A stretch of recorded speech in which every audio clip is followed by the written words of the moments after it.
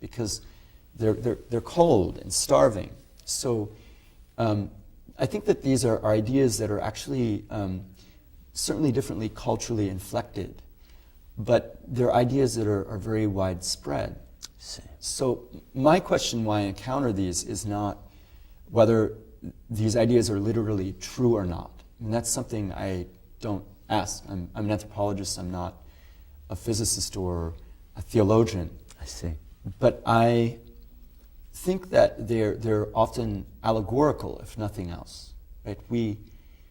Perhaps it's only in the care that we show to what we perceive to be the most marginal social category that we actually develop our ability to deal with the other in other real circumstances. I mean, if we want to say real, when it refers to people who may be marginalized in our own society, and meaning people, not ghosts. It's remarkable, Donald, because that event that I shared with you about the nightly visitor, on a Christian point of view, is interpreted to be the visitation of the Satan himself. That's how certain Christians interpreted this event for me. So they thought that I need to pray more, that I need to be graced, I need to be blessed. And some even suggested that I invite priests to come and grace the house. And in that this is a sign that I may not be living my life well, that I'm being forgetful of my Christian roots, and in that I'm creating an unnecessary space to be inhabited by an unwelcome visitor, which is remarkably different from this alternative interpretation that he gave it. And I tend to prefer the second to the first. I don't know why. Right. In the case of in the case of many Christian explanations of what happened, right, our assumption is to say, well, this is a personification of some kind of cosmic evil, something evil that's acting. But what I find interesting about your description of the event, even from a Christian perspective, is that it has to do with forgetfulness, right? That you've forgotten something that was important. And in fact, in a piece that I just wrote recently that I've presented at the anthropology meetings when they were in the fall, and that I'm also presenting for the meetings of the Asian Studies in the coming month, I write about this kind of forgetfulness, a kind of forgetfulness about who really was in the space of a cemetery and what that space meant as a cemetery after it's been neglected.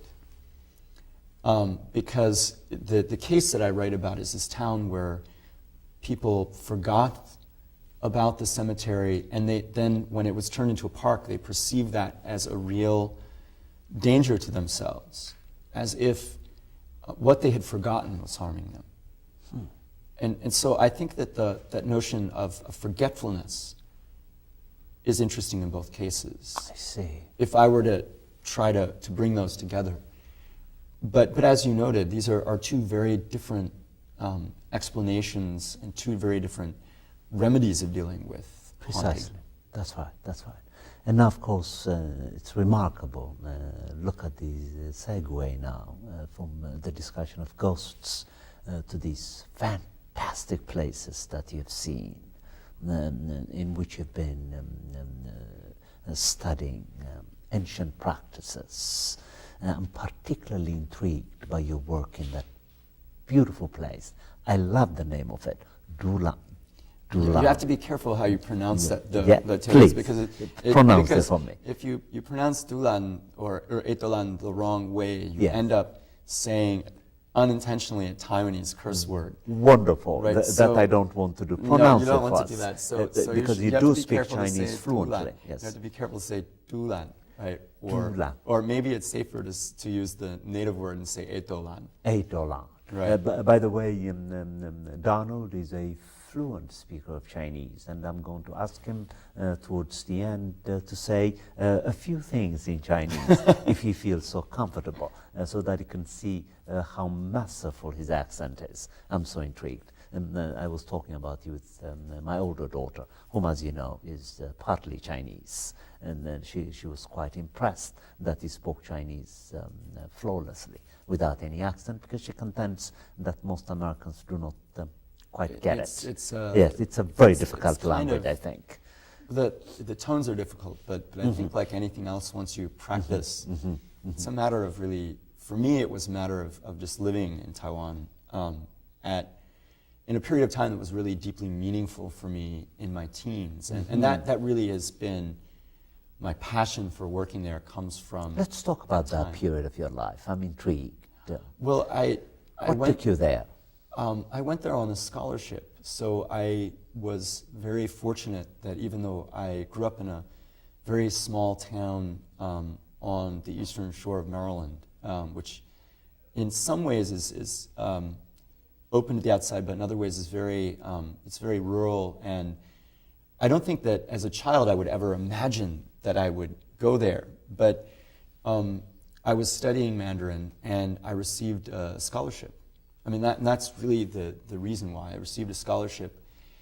And I was aided along by a classmate that I had who, in high school, who had just come over. His father was working for a company that brought him to the U.S., and he was working for that company. And so I met his son, who was a classmate of mine. And his English was good, but he took a dictionary with him, and I became very intrigued with the language, and he was trying to teach me.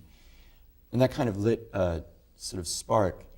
But I was given this money, and I started traveling a lot on the island, more because I kind of felt at that time, well, my GPA doesn't, it's not that it didn't matter that much, right? But I sort of felt like, what's more important here, doing really well in my classes or really learning the language and really spending time meeting people. So I did things that I would never do now, like hitchhiking all over the island.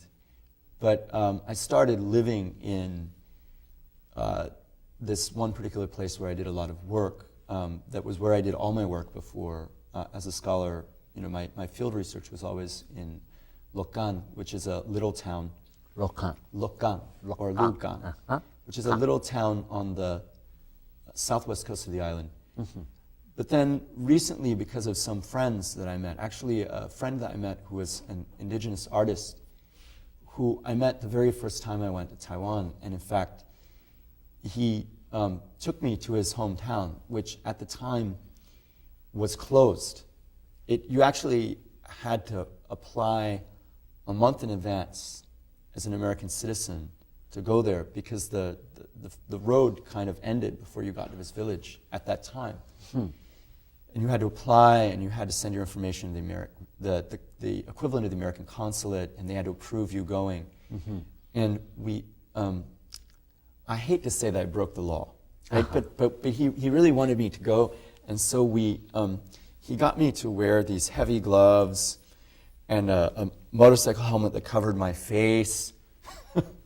And we just went up the mountain on someone's motorcycle. Mm-hmm.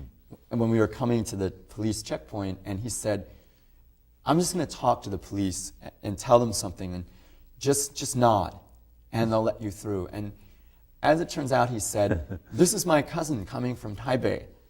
And then he said something like, if he looks really pale, it's because, you know, he never gets out in the sun in Taipei.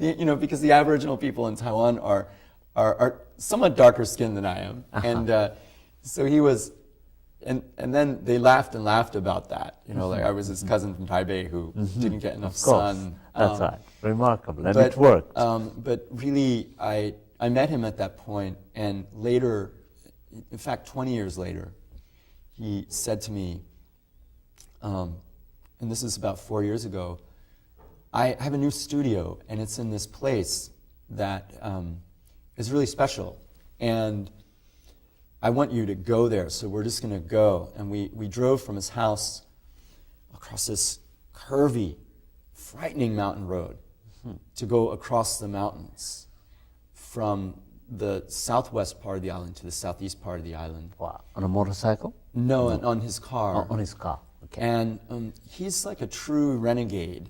So when we came to the police checkpoint at the summit of this mountain, he had to admit to me that it would be better if I drove because I had an international license. Yeah, I see. And that, truth be told, he had been driving for 20 years and had never applied for a license. Without a license. He's been driving without a license. So we get to this place, Edolan, and it really was, I didn't believe it was possible to have culture shock on Taiwan, but it was possible to have culture shock in Taiwan. And it became a new place that I'm passionate about. And you've seen quite a few places. You have written about them. You continue to go and see places. You continue to write about them. So much so that the subject of your second project is going to be documenting these visitations by way of tracing their meanings, which you're going to call diverse traces. Right. Am I right? Right. Now, take a place, any place you want, and trace its history for us, trace its meaning, describe its cultural practices for the benefit of these travelers out there who'd like to go and see places that you've seen. Well, the interesting thing is that one of the ways I do this work is through sound recording. Okay. But also through looking at the landscape. And a good story of how this might happen is actually a conversation I had with a taxi cab driver. And I'll tell you, if you ever do ethnographic work, one of your best sources ever will be cab drivers. Why that?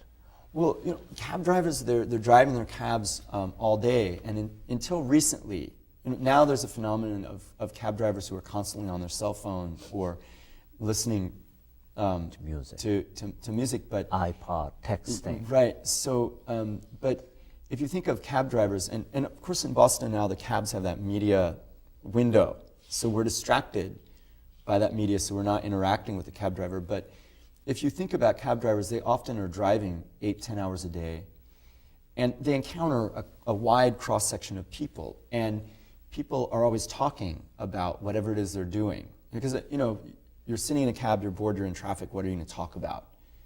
Maybe you'll talk about politics. Maybe you'll talk about something that's going on in your life. So they hear everything. And they also tend to talk. They tend to be really good raconteurs, storytellers.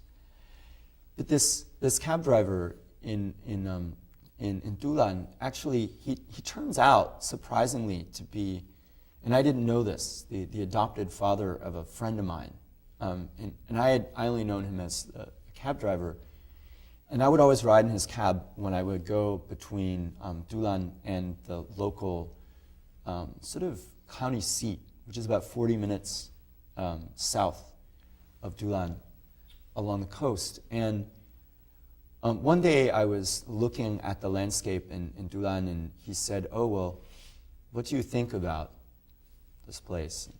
And I said, "Oh, well, it's very adorable. It's very lovely." And I use the Mandarin term "ke'ai," "ke'ai," which is, it's sort of like the Japanese term kawaii. It literally means cute and adorable.